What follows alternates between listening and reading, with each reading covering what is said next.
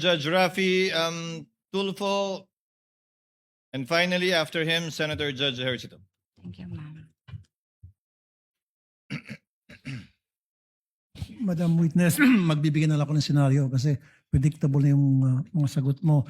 So hopefully ito, may iba yung sagot mo. I'll give you a scenario. Halimbawa, ako sila Chika and then binigyan mo ka ng 100 million. Pagbalik, meron na akong dalang Ferrari, Lamborghini, Patek Philippe, Rolex. And then sinabi niya, huwag kang maglala, confidential in nature to, sensitive in nature, ako yung eksperto, ako nakakalam sa ground. Anong gagawin? Palulusutin mo pa rin o kukwestiyonin mo? Wala pong ganyan, Sir. Hindi, halimbawa nga lang, Your Honor. senaryo nga Hindi ko po. masabi, Your Honor, kasi Example wala nga po, Your Honor.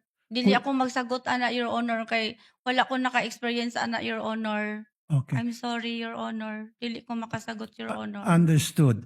So the reason why I asked that, kasi paulit-ulit na lang yung sagot mo. So binibigyan kita ng extreme scenario na para ang sasagutin mo, it's either I don't know, wala akong alam, or hindi niya gagawin yon, which na-predict ko na. Last question na lamang. Follow-up kasi natanong tungkol sa Davao. Magkaiba yung naging senaryo sa Davao at saka sa OVP sa Davao, nag-comply ata, di ba?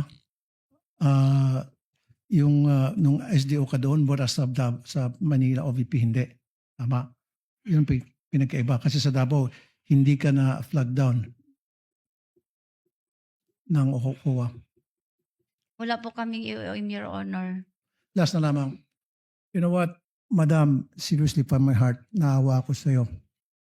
Naawa ako sa iyo kasi I believe in my heart, hindi ka korap ni Sing Kunduling, wala kang ginalaw doon sa confidential funds na daan-daan milyon and bilyones. Ang masakit nito, yung mga taong nakinabang doon, binulsa yung ilang halaga sa perang yon or totally binulsa yung mga perang yon. Pangising-ising ngayon habang ikaw dito ginigil ka, pinagpapawisan ka, kawawa ang dating mo at baka makulong ka pa. My heart goes to you. Maraming salamat. Senator J.V. Ejercito for his interjection. You have 2 minutes.